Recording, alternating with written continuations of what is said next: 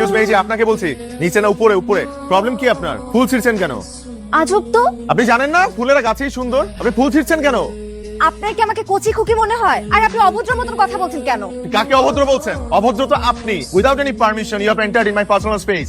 This is my garden, এটা আমার ফুলের বাগান। সেই না আবার বাগান, তার আবার মালিক। আমার ফুলের বাগান।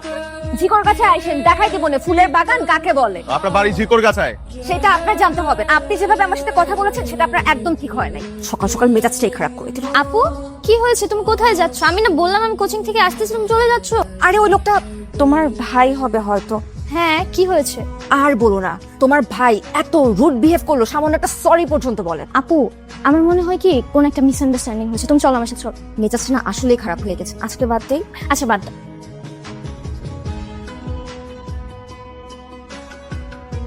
আপনার কি কোনো কমন সেন্স? আপনি জানেন না কোন রাস্তাতে কোন স্পিডে গাড়ি চালাতে হয়? বেশি ব্যথা পেয়েছেন? বেশি ব্যথা পেয়েছেন? আপনি তো পারতেন নিচে নেমে আমাকে তুলতে। মিনিমাম কার্টিসি নাই যে একটা সরি বলতে। যেমন মালিক তার তেমন ড্রাইভার। আপনি বসে আছেন কেন? নেমে একটু হেল্প করেন। এক্সকিউজ মি, শুধু সরি বলার জন্য নক করেছিলাম। কে আপনি? মনে করেন কিছুটা চেনা আর অনেকটাই অচেনা। Thank you so much. Thanks কেন? চ্যাট করে আর পোষাচ্ছিল ছিল না। সো আমাদের নেক্সট টার্গেট হবে আগামী বছরের গ্রোথ যাতে ডাবল করতে পারি, 40% করতে পারি। এই বিষয়ে কিছু কথা বলতে চাই, কিছু প্ল্যানিং শেয়ার করতে চাই। আপনাদের ফোনগুলো সাইলেন্ট করে ফেলেন যাতে মাঝখানে কোনো ইন্টারফারেন্স না থাকে। ইনিশিয়ালি আপনাকে বললাম ফোন সাইলেন্ট করতে। স্যার আপনার ফোন। Excuse me. হ্যালো। তুমি কি বিজি? আমি ডিস্টার্ব করলাম? ডিস্টার্ব কেন করবে বলো। আসলে অফিস আওয়ারে ফোন দিতে আমারও একটু হেজিটেট লাগছিল, কিন্তু কথা বলতে খুব ইচ্ছে করছিল, তাই ফোন দিয়ে দিলাম। হেজিটেশনের কি আছে? তুমি বলো। স্যার মিটিং ক্যান্সেলড, আপনারা জান। হ্যালো, বলো। এখন আমার ডাউট একদম ক্লিয়ার হয়ে গেল। তুমি আসলেই বিজি ছিলে। না না ঠিক আছে। কি ঠিক আছে? এ আমার এখন সব ঠিক আছে। আগে কি কি বেঠিক ছিল? আগে আমার জীবনটা অসম্পূর্ণ ছিল নিজম।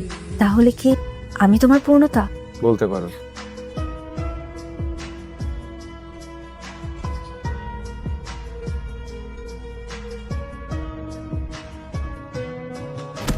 আপনার এই রুড বিহেভিয়ারের জন্য হলো অন্তত আমাকে সরি বলা উচিত। খারুস। তারপর হুট করে আমার জীবনে আসো তুমি। তোমাকে দেখে আমি আবারও উঠে দাঁড়াবার স্বপ্ন দেখি। তো বিশ্বাস করো, আমার পৃথিবী কিন্তু থেমে নেই। এই পুরো অফিসটা কিন্তু আমি চালাই। আমার আন্ডারে অনেকগুলো মানুষ কাজ করে। আমার বাসা, আমার ফ্যামিলি সবকিছু আমি ম্যানেজ করি। আমি তোমাকে কথা দিচ্ছি যে আমি তোমার সব শখ পূরণ করব। তুমি বিশ্বাস করো, আমার পায়ের জন্য তোমার কোনো কিছু আটকে থাকবে না। আমি তোমার